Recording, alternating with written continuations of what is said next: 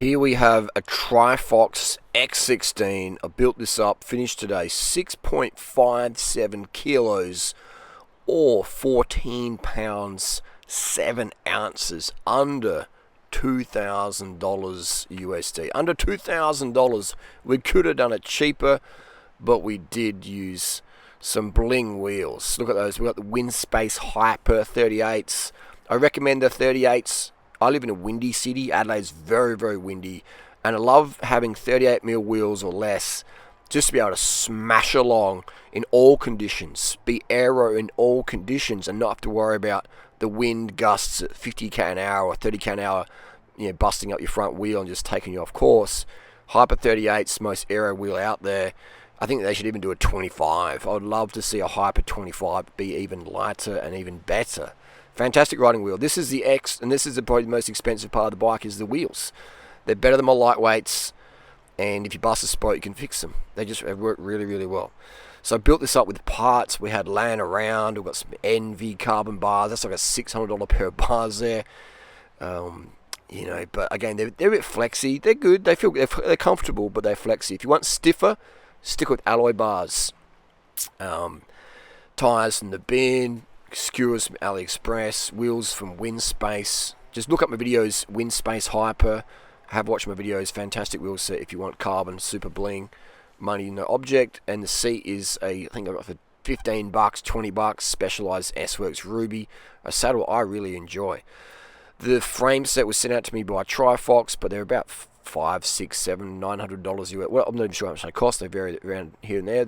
We'll try and put a link down below. Super light bike, really, really nice. My only gripe, though, is integrated seat post. So this is the main thing I don't like about the X16 is it has a proprietary seat post. I don't like it on any bike, whether it's the Super 6, the SL6 Tarmac, which is just pretty much the SL6 Tarmac, the S5 Cervelo. I don't like this. This design is bad for any brand, any bike. It's just, I don't like it. What we're going to do, I just went to see Sam at Bicycle Express, and he's like, mate, chuck a bit of grip in there, and that should cure your issues. But it goes for any model, any bike. Stick with 27.2 for road. It just works, makes sense. So you can see the seat post has slipped, and it's a beautifully painted seat post, but it's all scratched up. And this goes for any brand. This isn't just Trifox. This is your Cervelo. This is your Pinarello. I've seen this happen on all bikes, so it is good to put the grip in there just to prevent that from day one. But again, I think bike industry, get rid of proprietary seat posts, get rid of these stupid seat clamp wedges, 27.2 for the win. Round clamp, it just works while we're trying to reinvent the wheel. So we're going to put this grip all over in here. We'll go down to here. Just put them down here. Alright, so we've got a beautiful seat post here. Again, when you're using 27.2, you got more variables, more options. So we're going to get this grip on here. So if you do have an integrated seat post, whatever brand you're using, Giants, Colnago, anything, put some grip on there to start with. That's the hot tip from Sam. And I can agree with that. It just makes sense. And that way you can things with less slippage. We'll have to cut this with some scissors. And Natasha just said, is this like a Loctite? Is this like a glue? No, this is like grit. We'll just do a little snip off the end here. And it's just basically, you can sort of see, it's just like a gritty, greasy stuff. It just helps create more friction. So, how much did it slip? Slipped a considerable amount. It slipped, and I talked it up. Beyond. You talked it and it slipped. Yeah. This is again. People ask, why does that happen? Because bike industry uses these stupid clamps. This isn't Trifox only. All right. I've seen this on Cervelos. I've seen this on $20,000 bikes. My SL7 Tarmac can slip. It's just dumb. Bike industry, get rid of this stuff. But what bike industry does is they want to sell something different to people, and people want to buy something different. So we buy these stupid wanky designs. But it's just got to go. It just has to go. So this is around the clamping area here. Let's put it everywhere. Probably don't need to put it on the front, but we will anyway. And this is just, you can feel it's gritty. Is that grease with sand in it? I'd say so. You can probably make your own at home. It smells a bit funky. We will put this. Actually takes apart. This is your little wedge here.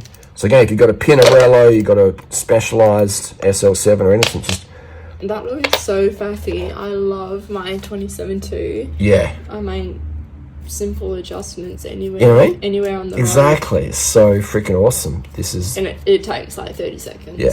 Literally, this X16 Trifox is stiffer and way faster than my SL7 Tarmac.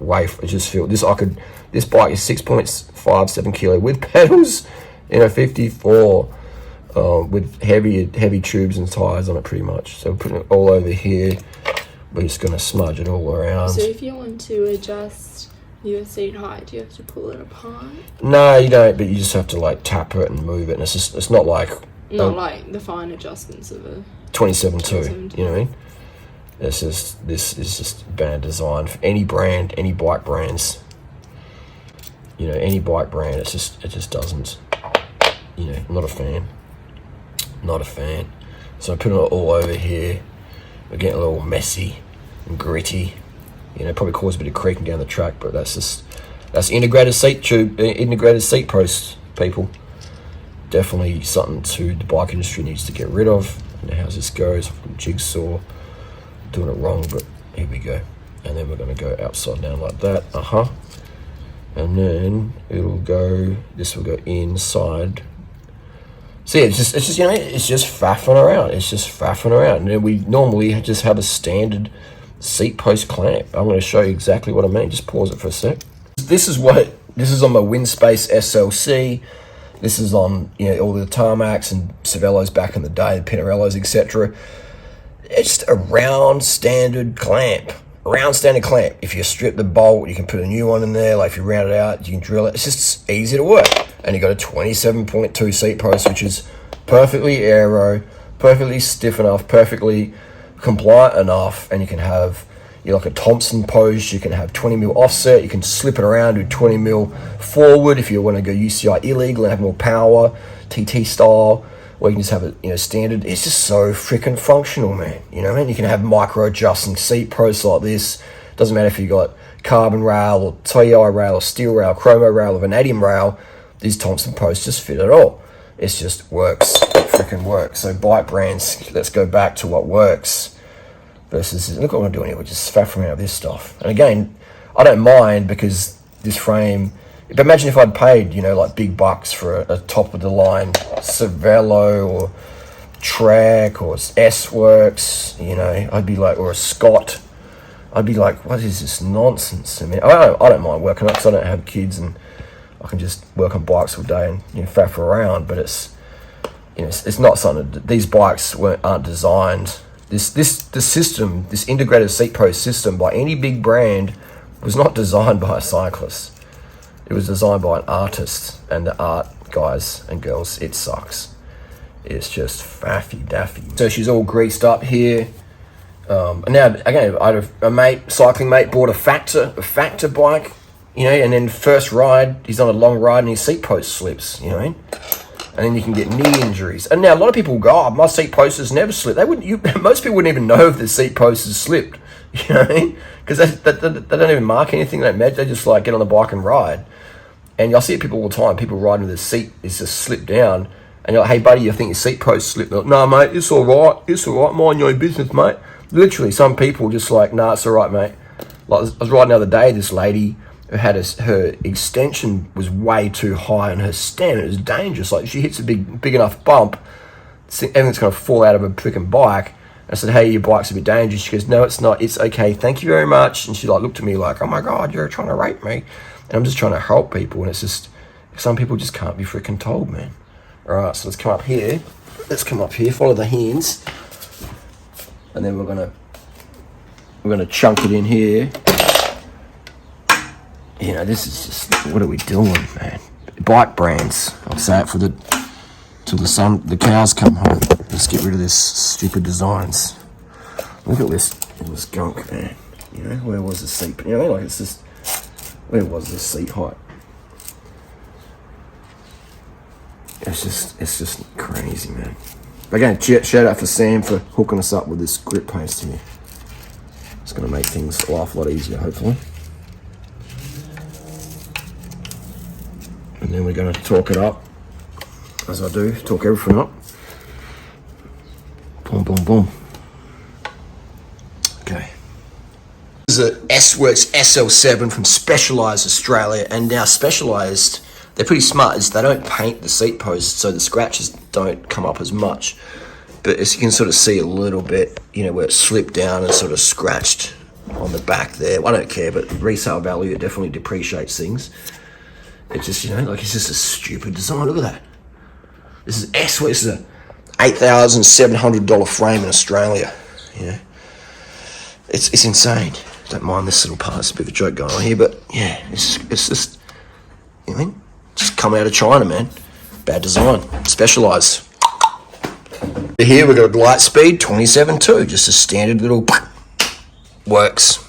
A wind space SLC 27.2, standard clamp, works. Anti-Corsair, 18 years old, still going strong. Standard 27.2, standard clamp, works. 2008 S-Works Ruby, standard clamp, 27.2 post, works. Anthem, 30.9 clamp, standard 30.9 Thompson post, works. Works SL2 Tarmac, 27.2, standard post, standard clamp, works. Our favorite's in the garden here. It's like a $10,000 frame, and you can see it's been chipping away at the back. It's just, it doesn't work. It's a piece of junk. Look at that. It's just cracking out, man. Cracked out. Absolute garbage, man. We've got a Chinelli Starship, Columbus Starship 27.2 standard post, works. So who is the Trifox X16 for? It is for the person who wants an extremely high-end bike. This is pretty much an SL6 S-Works tarmac frame set. You know, I've ridden them both, and I can't tell the difference, except this one has a BSA bottom bracket, which is going to need more durability in the long run.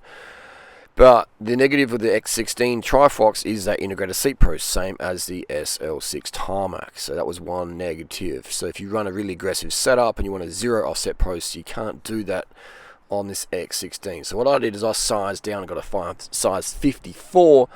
But again, the max seat height in a size 54 in the seat post is around 76 centimeters from the top of saddle to the center of BB.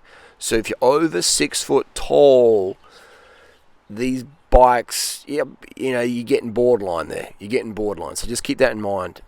If you're over 6 foot tall, I guess you can size up a lot more. But yeah, if you're over 6 foot tall and you normally run a 54, which is not many people, and you run like an 80 mil seat post, 80 centimeter seat height from top of saddle to the center of BB, this probably ain't going to work for you.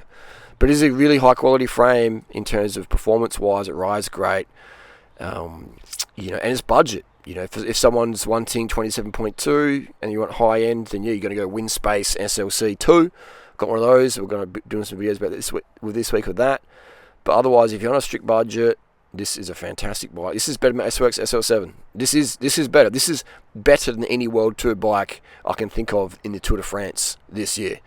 Exception being, it would be up there with the Pinarello F12 rim brake option. But this is a hitter bike. I just rode it around. I got 4639 chainrings on there. I just built up with parts I had laying in the garden. Literally parts from the garden. Garden farm raised parts. Except for the wheels, the wind space hypers. I don't run 50 mil tight wheels in Adelaide. It's so windy here. I just like to be able to just hammer along in any conditions. It doesn't matter if the winds come from the side, the back, the front, up, down, wherever the wind's coming from. It doesn't matter with 38s or less because you ain't going to get blown around as much. But if you run a 50 mil wheels, wow, that can be very sketchy, can be very dangerous. Depends how windy it is. So this is a great bike for crits, good bike for road racing, good bike for TTs, good bike for uphill, for Audax, for anything. Bike messengering, first ever high-end carbon road bike. You know, it's legit. My issues were building it. The paint was a bit off in the brakes. I had to put a screw in there and just spend a couple minutes just scratching out some paint. That's no big deal. But I think at factory level they should do that. But that's okay. You know, first world problems, and I had a bit extra paint runoff on the fork tips and the brake bosses, etc. Otherwise, I had no issues building this bike up. And yeah, it's quality. I think they should do the next model with a 27.2 post and direct mount brakes, and then it'll be even more of a winner. But yeah, Trifox frame is legit. It's better than the S-Works SL7. Better than the S-Works SL7 by far. one like by far. And I don't say that to be malicious or pernicious towards Specialized. I'm a huge fan of Specialized product back in the day. The saddles. Look, I'm running a Specialized saddle. I'm not a hater. I just call it for how I see it. The SL7 S-Works is an absolute bucket of junk. And the Trifox X16 rim brake absolutely creams it. It creams the SL7. The X16 rim brake, man, I mean, you know, disc brakes on road. I was talking to a guy today in the bike shop, and he's like, yeah, I got disc brakes. I race motocross and motorbike. And I'm like, yeah, disc brakes are good if you need the extra braking confidence. And he's like, I don't need that. And I'm like, how come you got disc brakes on your bike, bro? You know what I mean? He goes, we don't need disc brakes in Adelaide. And I'm like, exactly. And I think he left the store thinking, damn, why am I riding disc brakes? You know, I'm on the road. I ride in dry conditions. And even in the wet, if you're running 25mm tyres in the wet with disc brakes, it's like, woof, sketch city. I prefer rim brakes. You know, I've got plenty of videos about that. But anyway, X16 Trifox, it's legit. I just laugh now at how much some these Specialized frames sell for, and I ride my Trifox around, and I'm just thinking, man, this is hilarious, man. This is hilarious. Once you ride the Wind Space or the Trifox rim brake bikes, and you start to see what's going on in the bike industry, you're like, man, this is just a big joke. End of the day, whatever bike you love to ride is the best bike for you.